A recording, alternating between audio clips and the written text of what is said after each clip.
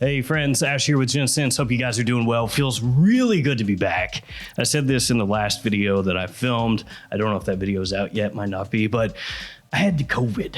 So yeah, the videos that you've been seeing here lately, those are videos that I filmed in the past before I came down with this sickness. Yes, in the classic words of Disturbed, I was down with the sickness, which is not very much fun because don't know if you guys have heard of this or not, late breaking news, but sometimes when you get the COVID, you can't smell. And that did happen to me, but thankfully only like 2 or 3 days. So it kind of went and that was really weird. Then it came back. So I'm thankful for that, you know. But here we are back in the swing of things. And today we're gonna be talking about the 10 fragrances, the only 10 fragrances that you need for all year. More specifically, I asked you guys if you could only have one fragrance and you had to use that all year, daytime, nighttime, winter, spring, summer, fall, the whole year, only one scent, what's it gonna be? These are the ones that you guys voted on. Let's check them out.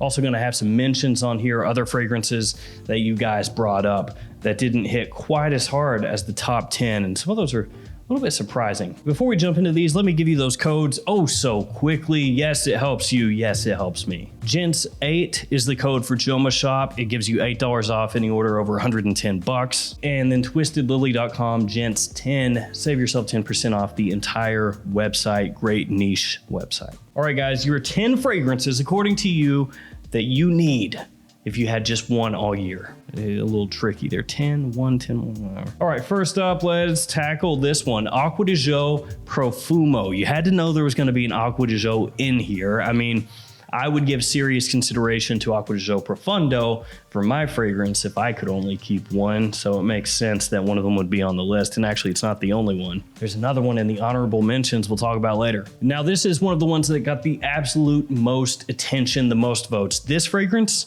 and the last one that I'm gonna talk about are the ones that got the most. And it makes total sense. Acqua di Gio Profumo, huge compliment puller, massively versatile. People love the scent profile. It's got that Acqua di Gio scent profile that has been kicking and crushing since it first came out. And this one has the addition, of course, of incense, which gives it a little extra depth, a little extra pop, a little extra punch for those colder months. So Acqua di Gio Profumo, a lot of you guys out there said this would be the one. If you could only have one fragrance, it'd be that. Another fragrance though that got a ton of love is Cedrat Boise from Mancera.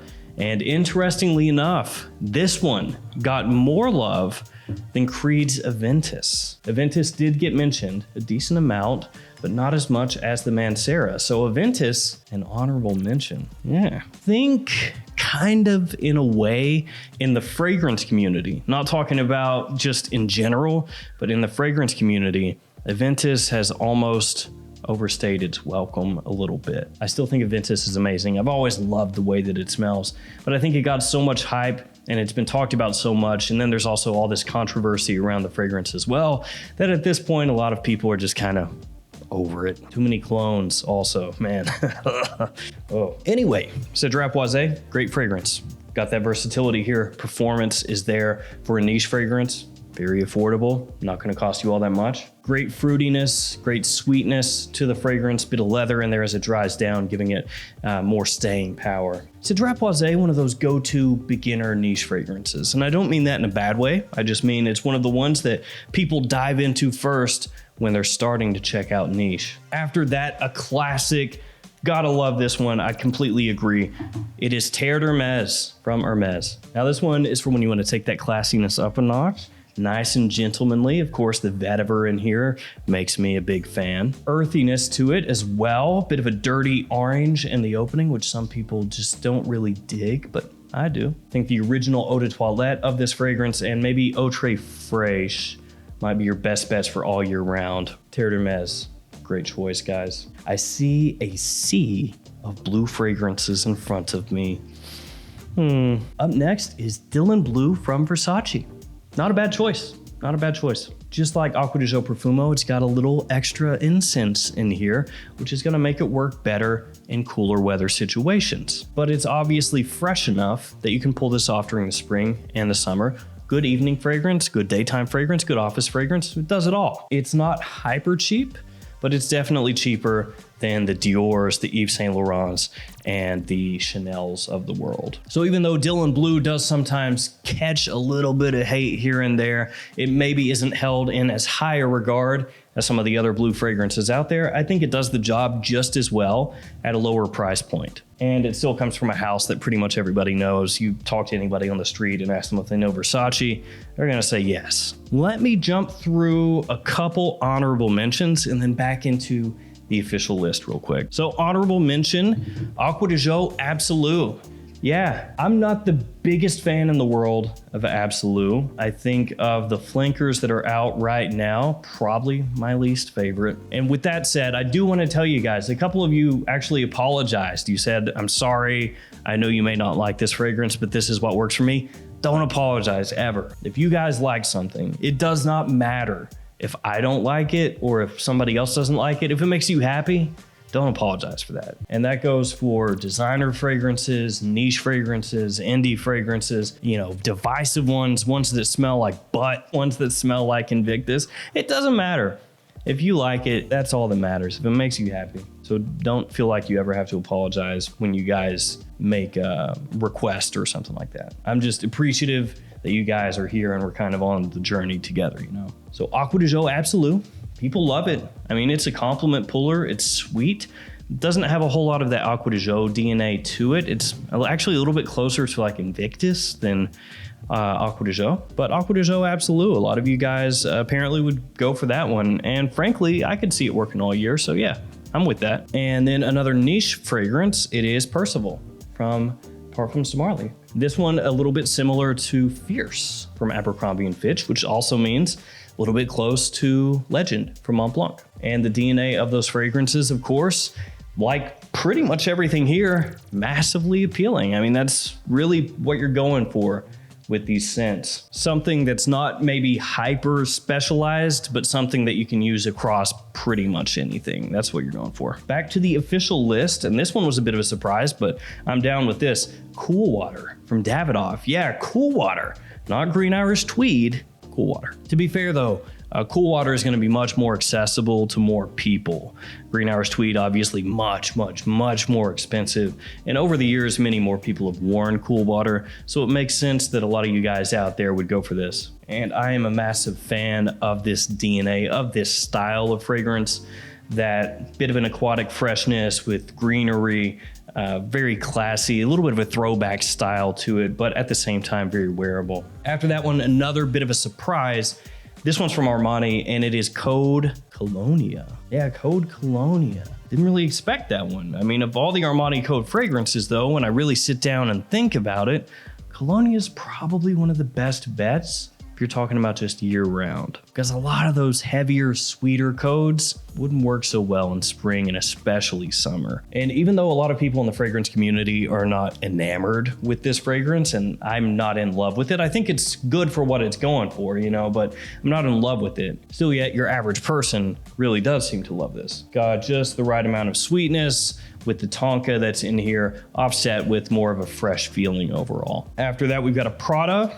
It is Luna Rossa Carbon. And this does seem to happen every so often with some of the videos we've done in the past on the channel here, with votes from you guys where you can determine which fragrance you like, which fragrance you would go for, stuff like that. Basically this type of video here.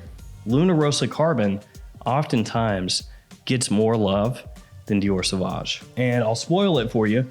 Dior Sauvage is not in this video. Oftentimes, Luna Rossa Carbon seems to be the go-to fragrance when you want that bit of Sauvage DNA, that Sauvage style fragrance. You want that type of scent, but you don't want it quite as aggressive. This is the go-to because it still has that compliment factor, but it's easier to pull off. And kind of like Versace Dylan Blue here, it's from Prada. Everybody knows Prada.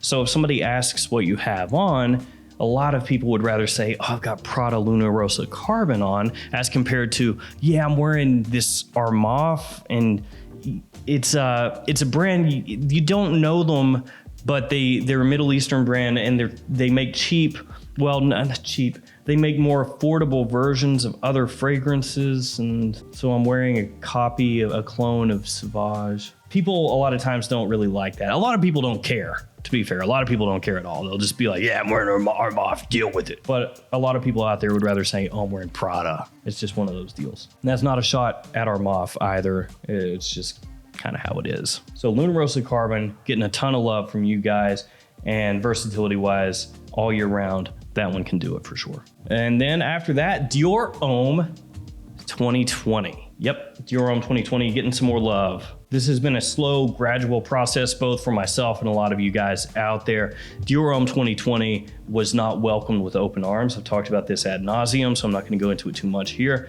But when it came out, a lot of people, myself included, did not like it, did not like what it stood for. But as more people have gotten over it and moved on, as happens, you know, time keeps on marching forward, more people have come around to accept this for what it is. And I have to agree with you guys, this fragrance is great in almost any situation. It's modern, it's masculine, it's woodsy, but not too overly woodsy. It's not heavy-handed to the point that it smells like an old style fragrance, which of course makes sense because it's supposed to be modern woody fragrance, but whatever. So Dior Homme 2020, you guys gave a lot of love, and that one right there, very easy to pull off. Let's do two more honorable mentions, the last ones, and then the final two fragrances. Next honorable mention, Allure Homme Sport Eau Extreme, the former hype beast compliment monster. This one you can definitely rock year round.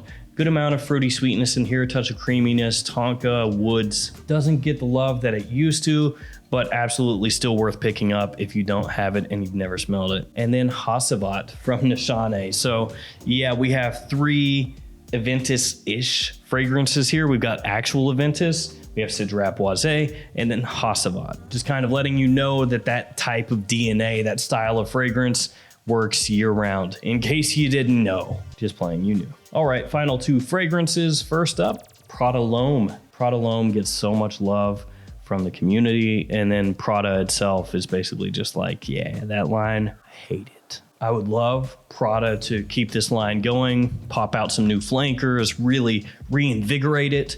Do I think that's gonna happen? Don't know.